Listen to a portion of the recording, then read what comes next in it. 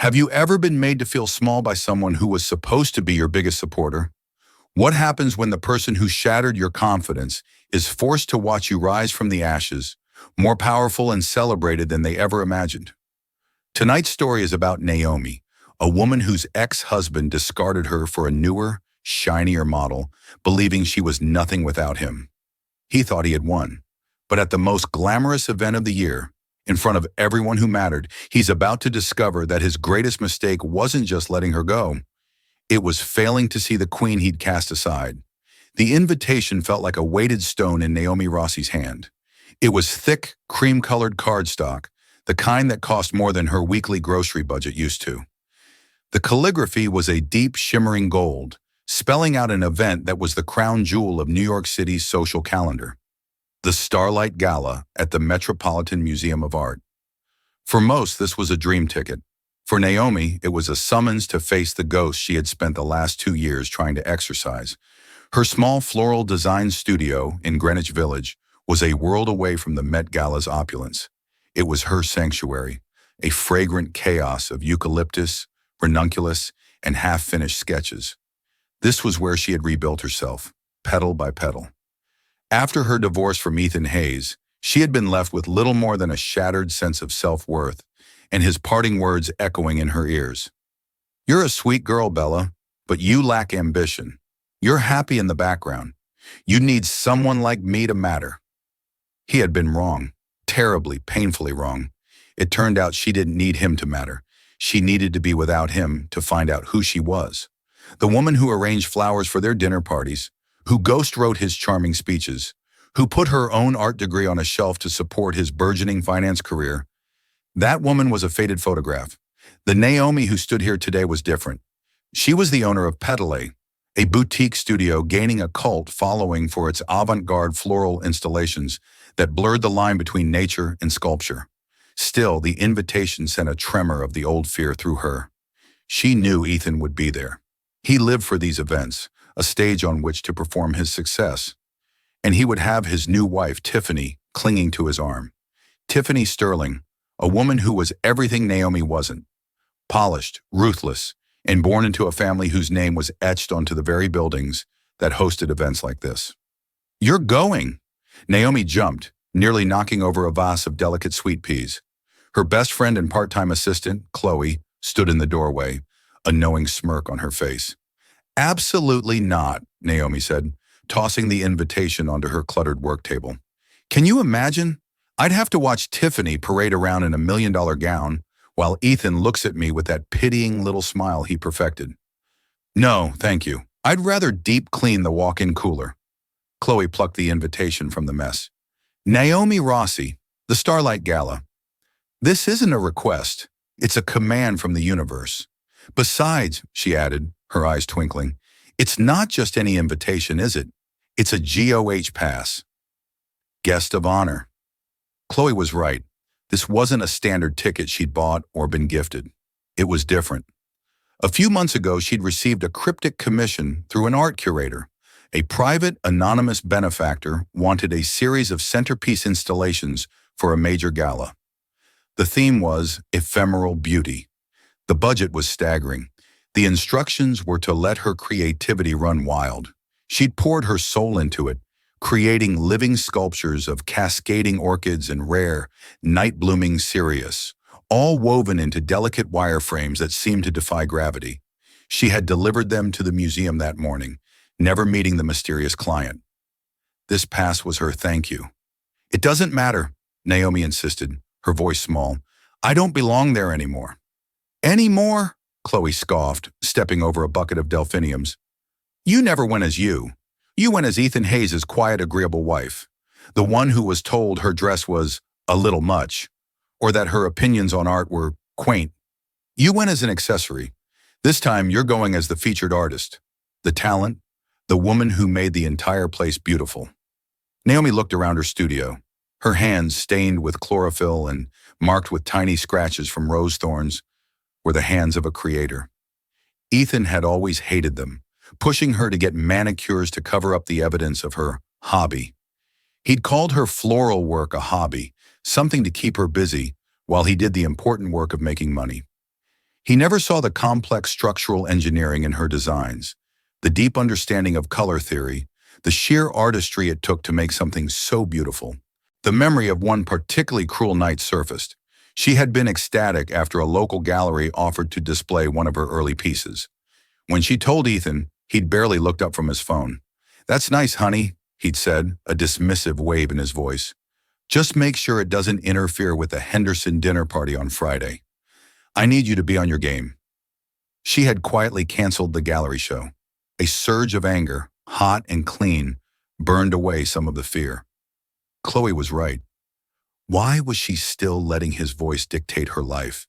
He was a phantom limb, an ache where something had been amputated. It was time for the ache to stop. "What would I even wear?" she asked, the question a fragile white flag of surrender. Chloe's grin was predatory. "Oh, honey, we're not just going. We're going to make an entrance. We're going to remind that man and the entire city what a masterpiece he was too blind to see." Over the next 2 days, the studio transformed into a war room. Chloe was a brilliant general, marshaling their limited resources. Naomi didn't have a Tiffany Sterling budget, but she had something better: creativity. She pulled out a simple, floor-length silk gown in a deep midnight blue she'd bought from a consignment shop years ago, but never had the courage to wear. It was elegant, but it needed something more. It needed her. With the meticulous focus of a surgeon, Naomi began to work. She hand-dyed tiny silk petals in shades of silver and iridescent white. She attached them to a nearly invisible mesh, creating a cascade of blossoms that seemed to drift over one shoulder and down her back. It was like a living extension of the very installation she'd created for the gala, a piece of her art, worn on her skin. When she finally put it on, standing before the cracked mirror in her studio, she didn't see Ethan's timid ex-wife. She saw Naomi Rossi, the artist, and for the first time in a long time, she felt ready. Not for a fight, but for a debut. Her own. The limousine, a luxury Chloe had insisted upon. You can't arrive at your own coronation in a taxi. Purred to a stop in front of the illuminated steps of the Metropolitan Museum of Art. A river of couture gowns and tailored tuxedos flowed up the grand staircase, a glittering human tide under the relentless flash of paparazzi cameras. For a moment, Naomi's breath caught in her throat. The scale of it, the sheer, unapologetic wealth, was suffocating. The old insecurities whispered at the edges of her mind. "You don't belong here. They can all see you're a fraud." She felt Chloe's hand on her arm, a small, grounding pressure. "Your art is in there," Chloe whispered fiercely. "You belong here more than any of them." Taking a deep breath, Naomi stepped out of the car. The cool night air hit her bare shoulders. She ignored the photographers, their lenses like 100 hungry eyes, and focused on the top of the steps. She moved with a grace she didn't know she possessed, the silk of her gown whispering against the pavement. The handcrafted floral applique on her shoulder caught the light, shimmering like captured moonlight. And a few of the photographers, noticing something unique, turned their cameras on her. Inside, the great hall was breathtaking. It was a forest of human artistry and her own. Her installations were everywhere. They rose from the centers of tables, great sculptural bursts of white and green. They cascaded from balconies, delicate tendrils of jasmine and orchid that perfumed the air. People were gathered around them, murmuring in appreciation, taking photos. A wave of profound, dizzying pride washed over Naomi. They were looking at her soul, and they thought it was beautiful. She was so absorbed in the sight that she didn't notice them until they were right in front of her. "Well, well, look what the cat dragged in." The voice was like fingernails on a chalkboard. "Ethan." He stood there, impeccably dressed in a Tom Ford tuxedo, looking every bit the master of the universe he believed himself to be. And beside him, practically fused to his arm, was Tiffany. She was draped in a garish, bright red gown covered in sequins that seemed to scream for attention. Her blonde hair was pulled back in a severe tight bun, and her lips were painted the same aggressive red as her dress. "Ethan, Tiffany," Naomi said, her voice even and calm. She was surprised at her own composure. Ethan's eyes swept over her, a flicker of something unreadable. Surprise? Annoyance? Before his signature smirk settled into place. I have to admit, Bella, I'm surprised to see you here. Did you cater the event? I hope they're paying you well for the flower arrangements. He gestured vaguely at one of her towering creations, the condescension dripping from his words. Tiffany let out a high, tinkling laugh that didn't reach her cold, calculating eyes. Oh, Ethan, be nice. She's trying. It's a cute little hobby. It must be so thrilling for you to see how the other half lives for a night. Her gaze raked over Naomi's dress, and her perfectly glossed lip curled slightly. Did you make that yourself? It's very crafty. Every word was a carefully aimed dart, designed to puncture her confidence and remind her of the place they believed she belonged. The old Naomi would have shrunk. She would have mumbled an apology and fled. But as she stood there, surrounded by the tangible proof of her talent and hard work, their words felt hollow. They were firing at a ghost. I'm glad you like my work, Ethan, she said, looking directly at him. Her voice was quiet, but it cut through his smugness. And yes, Tiffany, I did design the dress. I find it so much more fulfilling to create something beautiful than to simply buy it. The barb hit its mark. Tiffany's smile tightened. She was a woman defined by labels and price tags. The idea of creating something from scratch was as alien to her as humility. Ethan, sensing his new wife's discomfort, stepped in to reassert his dominance. Don't get ahead of yourself, Bella. It's a party. Anyone can get a ticket if they know the right people. I suppose one of your little florist clients felt sorry for you and passed one along. He leaned in, his voice dropping to a conspiratorial whisper that was meant to be intimidating. Just a bit of friendly advice. Try not to look too out of place. People can smell new money, or in your case, no money. He was trying to reset their old dynamic, to put her back in the box he'd built for her. She could feel the four walls of it, meek, talentless, dependent, and grateful for his scraps of attention. But the box was gone. She had torn it down herself. She gave him a serene smile. Thank you for the advice, Ethan. But I'm not worried. I'm exactly where I'm supposed to be. Before he could formulate another patronizing remark, a distinguished-looking older woman in a Chanel suit approached them. Her eyes were fixed on Naomi. Excuse me, the woman said, completely ignoring Ethan and Tiffany. You are Ms. Rossi, aren't you? The artist. Naomi's heart gave a little flutter. Yes, I am. Magnificent, the woman breathed, gesturing to the installation behind her. Absolutely magnificent. The way you've captured the fragility of the serious bloom, it's poetic. My husband and I are on the museum's acquisition board. We must talk later. She handed Naomi a business card and walked away, leaving a stunned silence in her wake. Naomi tucked the card into her small clutch, her hand trembling slightly. She risked a glance at Ethan. His smile was gone. His face was a mask of confusion and disbelief. Tiffany just looked furious, her sequined dress seeming to bristle with indignation. They had come to mock the caterer, only to find the guest of honor, and the night was just getting started. Daniel Chevalier moved through the gala like a phantom. He was one of the wealthiest men in the world, a tech visionary who had revolutionized data security before pivoting to art and philanthropy. But he possessed a quiet, unassuming presence that allowed him to blend into the background. He hated these events, the performative charity and the vacuous networking. But as the host and primary benefactor of the evening, his attendance was non-negotiable. He stood near the edge of the Temple of Dender, nursing a glass of scotch and observing the crowd. His gaze was sharp, analytical, missing nothing. He saw the subtle power plays, the false smiles, the desperate social climbing. It was a human ecosystem as predictable as it was tedious. His eyes, however, kept being drawn to the floral installations. They were extraordinary. Not just decorations, but living art. They had a wild, untamed energy, a beautiful melancholy that spoke to him. He'd known the artist's work from a small gallery show he'd stumbled upon a year ago, and when the gala committee needed something spectacular, he had given his curator one instruction: find her. He had remained an anonymous benefactor by choice, wanting the art to speak for itself without the weight of his name attached. Then he saw her, the artist herself. He recognized her from the portfolio his curator had shown him. Naomi Rossi. She was standing near the grand staircase, looking even more striking in person.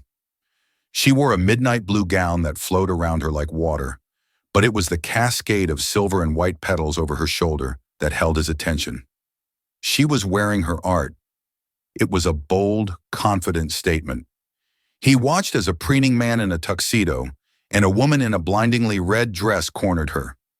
Daniel recognized the man, Ethan Hayes, a mid-level finance drone with an ego that far outstripped his accomplishments. Daniel had sat through a pitch from him once and had dismissed him as an empty suit. He watched Hayes lean in, his body language dripping with condescension. He saw the woman in red rake her eyes over Ms. Rossi, her expression a mixture of pity and contempt. Daniel was intrigued. Most people in this room would have been intimidated, flustered by such a blatant social attack. But Naomi Rossi did not flinch. She stood her ground with a quiet, unshakable poise. There was a strength in her stillness that was far more powerful than their aggression. When the woman from the acquisition board approached and spoke to her, the look on Ethan Hayes' face was, to Daniel, exquisitely satisfying. He decided it was time to make an introduction. He made his way through the crowd, his movements deliberate and silent.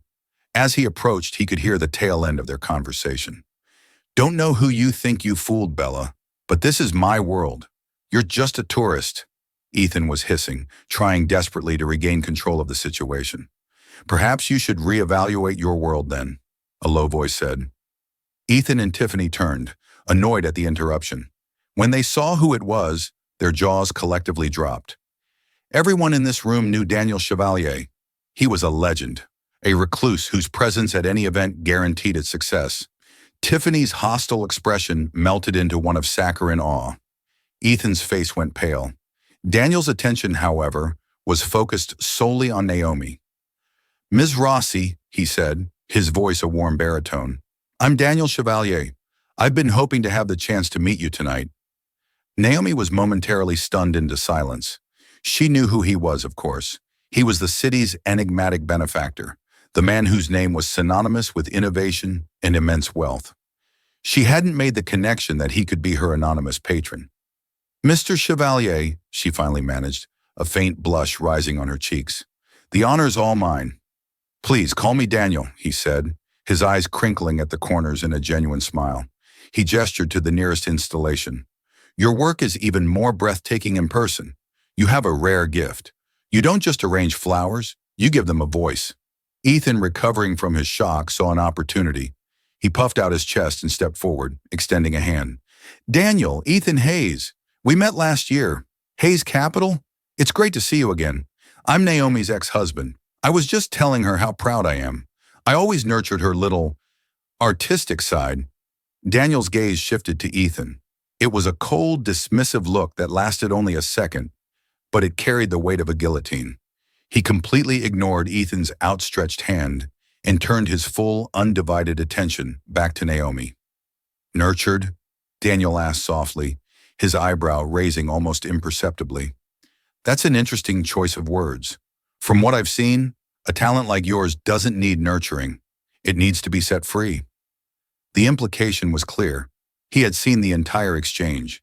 He knew exactly what Ethan was. Tiffany, sensing a catastrophic social misstep, tried to salvage the situation.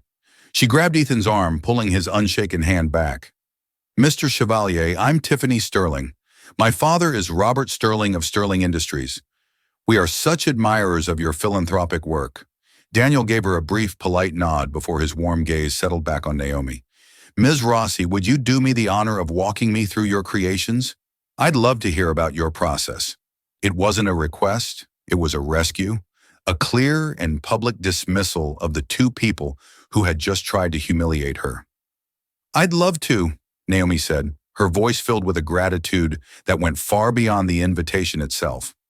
As Daniel offered her his arm and they turned to walk away, Naomi couldn't resist a final glance back at Ethan.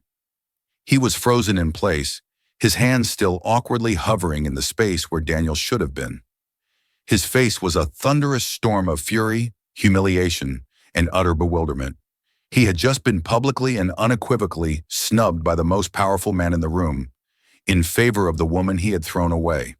And as Naomi walked away on the arm of Daniel Chevalier, a small, genuine smile touched her lips. For the first time all night, she felt completely and utterly free. Walking with Daniel Chevalier was like entering the eye of a hurricane. The noisy, swirling chaos of the gala seemed to part before them, creating a bubble of respectful silence. People stared, whispered, and wondered, but no one dared to interrupt. For Naomi, who had spent her life trying to be invisible, the feeling was both terrifying and exhilarating. But Daniel seemed oblivious to the attention. His focus was entirely on her and her work. He wasn't just making polite conversation. He was genuinely, deeply curious. "The night blooming cereus," he began, gesturing to a massive arrangement where the rare ethereal white flowers were at their peak, their sweet, heady fragrance filling the air. "They only bloom once for a single night before they die. A bold choice. Most designers would choose something with more longevity." "I think that's why they're so beautiful," Naomi replied, finding her voice. "Their beauty is precious because it's fleeting. It reminds us to be present, to appreciate the moment we're in. That was the idea behind ephemeral beauty." Daniel stopped and looked at her, his dark eyes intense. "That's a philosophy I can appreciate. In my world, everything is about permanence. Legacy, long-term investments, code that lasts for decades. We forget the value of the now." They talked for over an hour, moving from one installation to the next. He asked about the mechanics, how she managed to make heavy branches of cherry blossoms look like they were floating in midair. She explained her use of custom-built, hidden armatures and counterweights. He asked about her choice of color palettes, the subtle transition from pure white to soft greens and deep blues. She explained that it was meant to mimic the life cycle of a star, from its brilliant birth to its quiet fading. He listened not just with his ears, but with his whole being. He understood the artistry, the science, the poetry of what she did. He spoke her language. With Ethan, she had always been translating, simplifying, trying to explain her passion in terms he might value, like profit margins or social cachet. With Daniel, no translation was necessary. He just saw it. And he saw her. From across the room, Ethan watched them, a toxic cocktail of rage and jealousy churning in his stomach. "Who does she think she is?" Tiffany hissed beside him, her voice tight with fury. She had been trying to get the attention of a society columnist for the last 20 minutes, only to be ignored in favor of the spectacle of Naomi and Daniel. "And who does he think he is? Just ignoring us like that? My father could buy his little company 100 times over." "Don't be an idiot, Tiffany," Ethan snapped, his patience worn thin. "Your father couldn't afford the coffee maker in his office. That's Daniel Chevalier. He doesn't buy companies. He builds empires and lets them fail out of boredom." Ethan couldn't wrap his head around it. The scene played over and over in his mind. Daniel's dismissive gaze, Naomi's serene smile, the way they walked away together. It didn't make sense. Naomi was plain. She was quiet. She was the comfortable background wallpaper of his life, not the star of the show. Had he missed something so fundamental? The thought was terrifying, an assault on his own perception of himself as an astute judge of character and value. He watched her now, laughing at something Daniel said. She looked different. The timid, anxious woman he remembered was gone. In her place was this radiant, confident creature, holding the attention of a man who could have any woman in the world. A bitter, possessive anger rose in him. He had made her. He had taken her from her small town, brought her to New York, given her a life she could only have dreamed of. She owed her presence here in some convoluted way to him. And this was how she repaid him? By humiliating him? "He's probably just being polite," Tiffany said, trying to soothe her own bruised ego. "Or maybe she's this year's charity case. The rich love to discover a little project, someone to feel good about." But Ethan knew it was more than that. He saw the way Daniel looked at her. It was a look of genuine admiration, the same look Ethan had once seen him give a Picasso hanging in his office. It was a look that acknowledged immense, undeniable value. Meanwhile, Naomi and Daniel had found a quieter spot on a balcony overlooking the city lights. The noise of the gala faded to a pleasant hum. So the man who deals in indestructible code is drawn to the beauty of things that die, Naomi mused, a small smile playing on her lips. Perhaps, Daniel said, leaning against the balustrade, or perhaps I'm drawn to the creator, the one who can see the universe in a flower that lives for only one night. He paused, his expression turning serious. That man from before, Ethan, he didn't see you at all, did he? The question was direct, yet gentle. Naomi's smile faded slightly. She looked out at the glittering skyline of Manhattan, a city of a million tiny lights. He saw what he wanted to see, she said softly, a reflection of himself, an accessory. When I started to become something that wasn't just about him, the reflection became distorted. He didn't like it. His loss, Daniel said simply, with a finality that felt like the closing of a book. Some people are so busy looking for shiny objects that they fail to recognize a star when it's right in front of them. A comfortable silence fell between them, filled only by the sounds of the city below. In that moment, Naomi felt a sense of peace she hadn't experienced in years. It wasn't just about being seen by a man like Daniel Chevalier. It was about realizing that her worth was not, and had never been, tied to Ethan's approval. Her value was inherent. It was in her hands, her mind, her heart. And tonight, under the watchful eyes of the entire city, she was finally starting to see it too. As the evening progressed, a palpable buzz began to circulate through the gala. The museum's director, a stately man named Mr. Abernathy, took to the stage set up in the center of the great hall. A hush fell over the crowd. "Good evening, everyone, and thank you for joining us," he began, his voice resonating through the vast space.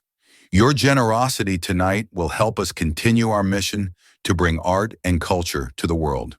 And speaking of art, we have a very special announcement to make." Naomi stood with Daniel near the back of the crowd. A nervous energy fluttered in her stomach. She knew her commission was for the gala, but she hadn't been told any more than that. Daniel gave her hand a slight, reassuring squeeze. Mr. Abernathy continued. "As many of you know, we are in the process of building the new Chevalier wing for contemporary sculpture, thanks to an unprecedented endowment from our host tonight, Mr. Daniel Chevalier." A round of applause broke out. Daniel gave a slight, almost imperceptible nod. Ethan and Tiffany, who had maneuvered their way to the front of the crowd to be seen, clapped enthusiastically, their faces masks of fawning admiration. "Tonight," Mr. Abernathy announced, his voice rising with excitement, "I am thrilled to unveil the very first commissioned piece for the new wing. A piece so unique, so innovative, that we decided it deserved a special preview. In fact, you have been surrounded by the artist's genius all evening." He gestured around the hall. A collective gasp went through the crowd as they looked at the floral installations with new eyes. They weren't just decorations.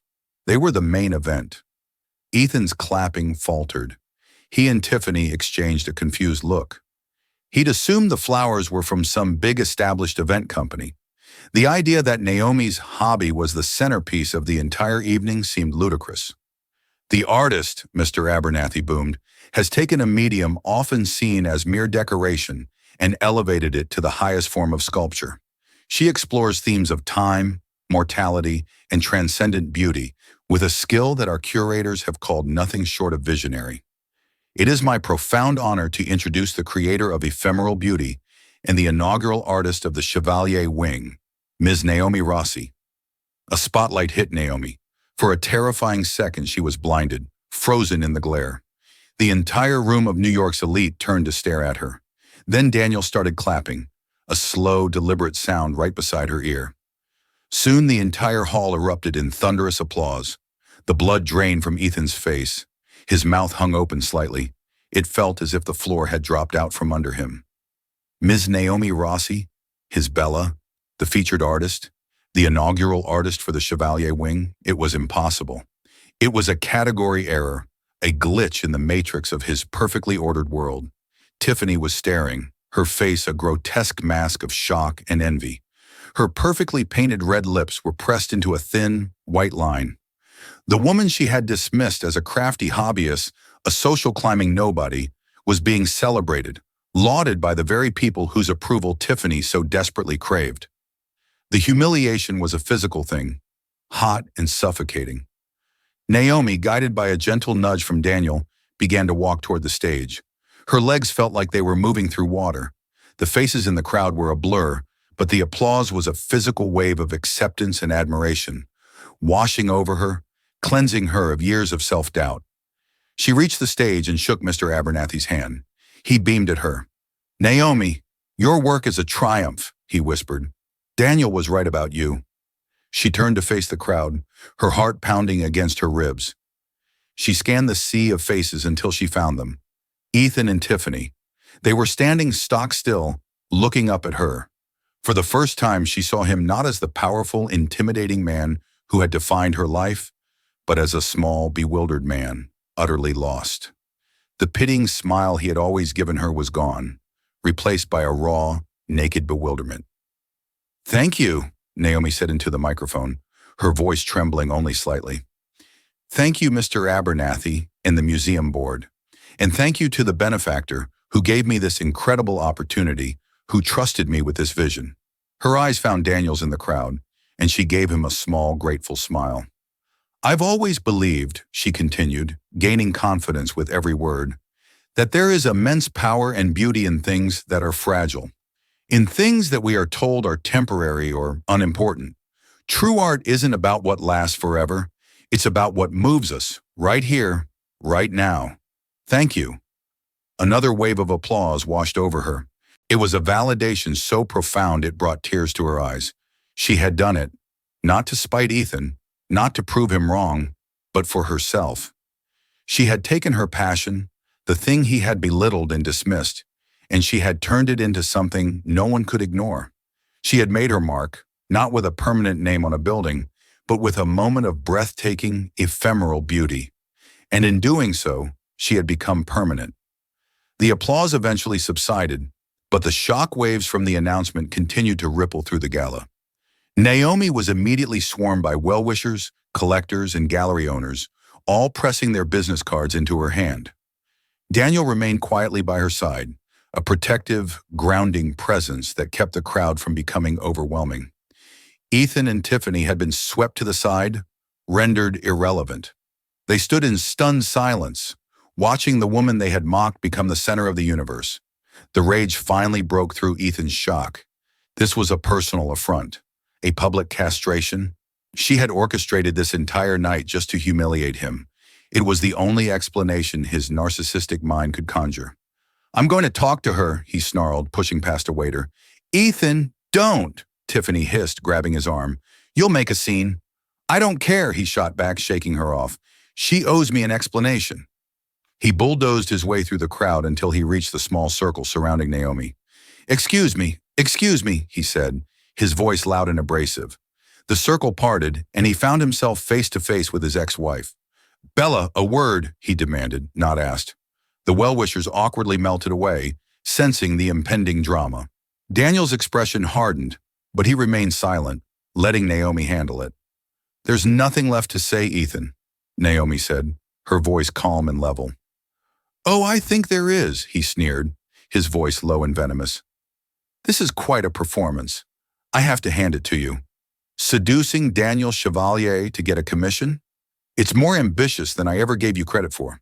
How much did you have to pay, or who did you have to pay, to get Abernathy to say all that?" The accusation was so vile, so steeped in his own transactional view of the world, that Naomi almost laughed. The man standing before her was a stranger. "You still don't get it, do you?" she said, a sad sort of pity in her eyes. "You think the only way a woman can achieve something is by attaching herself to a powerful man. It never occurred to you that the power, the talent, could be her own. This has nothing to do with you, Ethan. It never did." "Nothing to do with me?" He spat, his face turning red. "I gave you everything. I supported your silly little flower hobby. You would be nothing without me. You'd still be in a small town, arranging daisies for the local church fete. And you'd still be a mid-level analyst, using my ideas to get ahead," she retorted, the words sharp and clean. "Who do you think came up with the investment strategy that got you your first big promotion? Who wrote the speeches that made you sound so charming and intelligent? You didn't support me, Ethan. You used me. You mined me for my creativity and then told me I was worthless." Every word was a hammer blow to his fragile ego. His entire sense of self was built on the idea that he was the genius, the star, and she was his devoted, simple acolyte. She was rewriting the history he had so carefully constructed. Tiffany, seeing her own status threatened by this public unraveling, decided to intervene. "She's just jealous," she announced to the onlookers who were pretending not to listen. "She can't stand that Ethan moved on and found someone on his own level. It's pathetic, really, clinging to a man like Mr. Chevalier for a little bit of fame." At the mention of his name, Daniel finally stepped forward. He moved with a lethal calm, placing himself slightly in front of Naomi. "Mr. Hayes," Daniel said, his voice dangerously quiet, "I believe I have made it clear that your presence is not welcome here. You are embarrassing yourself." Ethan bristled. "You stay out of this. This is between me and my ex-wife. Naomi is no longer your wife, and you are no longer speaking to her," Daniel stated, not as a suggestion, but as a fact. "I saw your behavior earlier tonight. You are a petty, insecure man who was threatened by a woman of substance. You were blind to the treasure you had, and now you're throwing a tantrum because someone else can see her clearly. Let me be the one to clarify things for you. I sought out Ms. Rossi for her talent, a talent you were too arrogant and foolish to ever recognize. She earned this commission. She earned this night. The only thing you ever gave her was the freedom that came when you left." The public denunciation was absolute. Ethan stood there, stripped bare in front of the very people he had spent his life trying to impress. He opened his mouth, but no words came out. He was defeated, and he knew it. He looked at Naomi, truly looked at her, and saw the strong, brilliant, celebrated woman on the stage. He saw the admiration in Daniel Chevalier's eyes, and in that moment, the full, crushing weight of his miscalculation landed on him. He hadn't just lost a wife. He had discarded a masterpiece. As Ethan stood there, paralyzed by his own monumental failure, Daniel turned to Naomi. The anger in his eyes softened as he looked at her, replaced by a deep, profound respect. He gently touched her cheek, his thumb stroking her skin. The entire room seemed to hold its breath. "You are magnificent," he whispered, for her alone to hear. And then he leaned in and kissed her. It was not a kiss of passion or possession. It was a kiss of coronation. It was tender and firm, a public declaration of her worth, her beauty, her strength. It was a seal on the evening, a final, undeniable statement. Ethan froze. The sound in his ears faded to a dull roar. The sight before him, the woman he had deemed unremarkable being kissed by the man he most wanted to be, was like a physical blow. It was the end point of all his choices, the grand, humiliating finale to the story of his success. His new wife, his status, his wealth, it all turned to ash in his mouth. He had played the game and lost in the most spectacular way possible, because he had never even understood what the prize was. He just stood there, a hollow man in a Tom Ford suit, utterly and completely frozen. The kiss ended, but the moment lingered, suspended in the silent, charged air of the great hall. The ambient chatter of the gala, which had ceased entirely, returned not as a roar, but as a cascade of hushed, feverish whispers. For Naomi, the sound was a distant echo, drowned out by the steady, powerful rhythm of her own heart. Her cheeks were flushed, but it wasn't from embarrassment. It was the warmth of vindication, a heat that radiated from her core. When she looked into Daniel's dark eyes, she saw none of the triumph of a conqueror, only a deep, profound, and unwavering respect. It was in that gaze that she knew the entire evening, the confrontation, and even the kiss, had been about celebrating her, not shaming Ethan. Without a word, a silent understanding passing between them, he took her hand. His fingers laced through hers, a gesture that felt less like a claim and more like an anchor. "I think it's time we left," he said, his voice a low, calm murmur meant only for her. She nodded, a sense of closure so complete it was almost dizzying washing over her. The Naomi who had arrived hours earlier, trembling with anxiety, would never have had the strength to walk through this room with her head held high. But the woman who left on Daniel Chevalier's arm was different. As they moved toward the grand entrance, the sea of New York's elite parted for them once more. Naomi did not look for Ethan or Tiffany in the crowd. She felt no need to witness their humiliation. They were figures from a past life, ghosts at a feast to which they were no longer invited. Her focus was on the solid warmth of Daniel's hand and the path forward. The crisp night air was a welcome shock to her senses as they emerged from the museum. The frenzy of the paparazzi had intensified tenfold. A wall of blinding flashes erupted, and a cacophony of questions assaulted them from all sides. "Mr. Chevalier, is this an official announcement? Ms. Rossi, how does it feel to be the art world's new star? Are you two a couple?" Daniel moved seamlessly, his body creating a subtle protective shield for her without ever appearing aggressive. He guided her toward a sleek, black Maybach waiting at the curb, the driver holding the door open. As they settled into the plush, cream-colored leather of the interior, the heavy door swung shut, and the chaotic world outside was instantly silenced, replaced by a serene, insulated quiet. The car pulled away from the curb, gliding through the illuminated streets of Manhattan with a silence that felt sacred. The city's vibrant lights painted fleeting, abstract patterns across Daniel's face. For a long moment, they simply sat, the shared silence a comfortable blanket. "The way you stood up to him," Daniel said, finally breaking the quiet, his voice thoughtful. "You didn't raise your voice.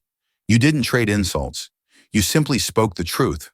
That requires a strength most people don't possess." Naomi turned to look at him, at the man who had seen through all her defenses to the core of who she was. "For a very long time, I didn't think I possessed it either," she confessed, her voice soft. "I'm better than all right," she added, the truth of the words settling deep within her.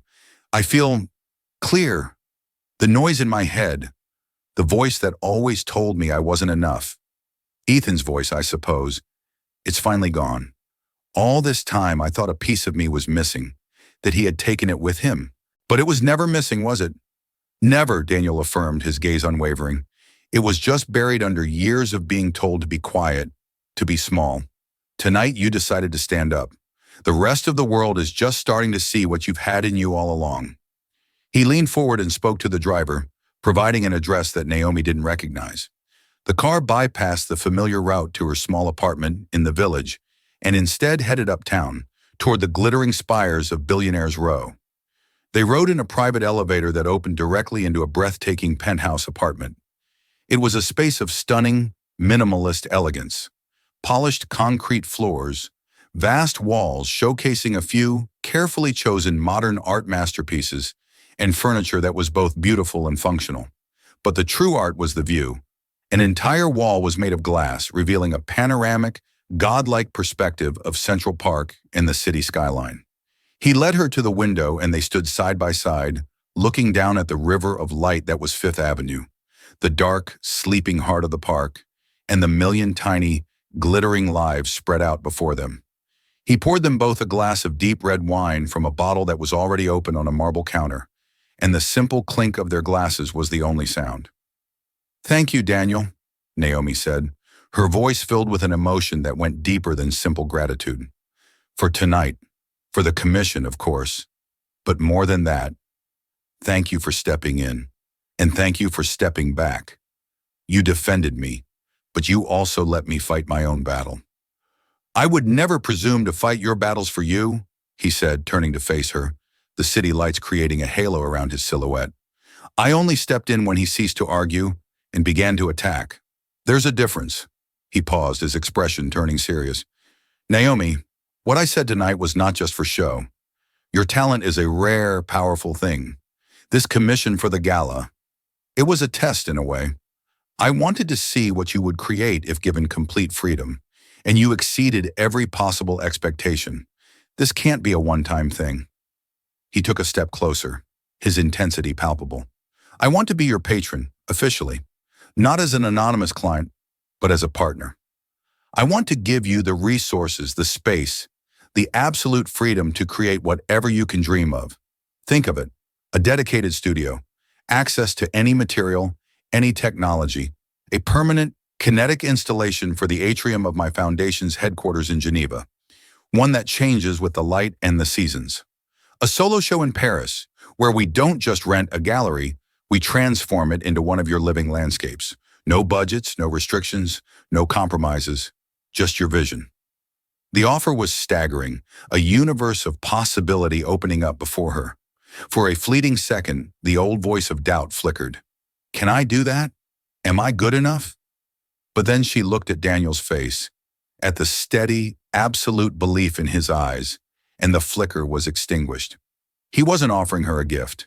He was offering her a key to a door she had built herself but had never known how to unlock. Tears welled in her eyes, not of sadness, but of overwhelming cathartic release. I don't know what to say, she whispered, the words catching in her throat. You don't have to say anything, he said gently. Just say yes. A single tear escaped and traced a path down her cheek. She didn't wipe it away. Yes, she said, her voice clear and firm. Yes. They talked for the rest of the night. As the hours melted away, they moved from the window to the comfortable sofas, the wine glasses forgotten. It was a conversation of exhilarating discovery. She spoke of her grandmother's garden, where she first learned the secret language of flowers. He spoke of the sublime mathematical elegance of a perfectly written line of code. They found the unexpected poetry that connected their two worlds, the structured chaos of nature and the organic beauty of pure logic. It was an unfolding, a recognition of two souls that, despite their vastly different journeys, spoke the same essential language. Slowly, imperceptibly, the inky black of the sky began to soften, bleeding into shades of deep violet and soft gray. Daniel led her to a wide balcony, and they stepped out into the cool, pre-dawn air. The city was quieter now, breathing a soft, collective sigh before the chaos of a new day. Naomi leaned against the railing, watching as the first hint of rose and gold kissed the horizon. The artificial lights of the city below began to seem pale and insignificant in the face of the approaching sun. She was no longer just Naomi Rossi, the florist. She was not Ethan Hayes' ex-wife. She was an artist, a visionary, a woman who had walked through the fire of her past and had emerged not burned, but forged into something stronger and more brilliant. The ghost that had haunted her for so long was finally gone, banished by the undeniable light of a new sunrise. Her future was a vast, empty canvas, and for the first time, she held the brush, her hands steady and sure. Daniel came to stand beside her, not speaking, not touching her, but simply sharing the moment, a silent, steadfast partner as she looked out at her new world. That night wasn't just an ending to Naomi's painful past, it was a spectacular beginning. It's a powerful reminder that our worth is never determined by those who refuse to see it. Sometimes the greatest act of revenge is not revenge at all, but living a life so full and beautiful that those who hurt you become nothing more than a footnote in your incredible story. Naomi found her voice, her power, and her art, not by seeking validation from others, but by finally giving it to herself. Her story proves that the right person will never try to diminish your light. They'll hand you a match and help you set the whole world ablaze. If Naomi's journey from heartache to triumph resonated with you, please show your support. Hit that like button, share this story with someone who needs to be reminded of their own strength, and subscribe for more stories of karmic justice and empowerment. What did you think of Ethan's reaction? Let us know in the comments below.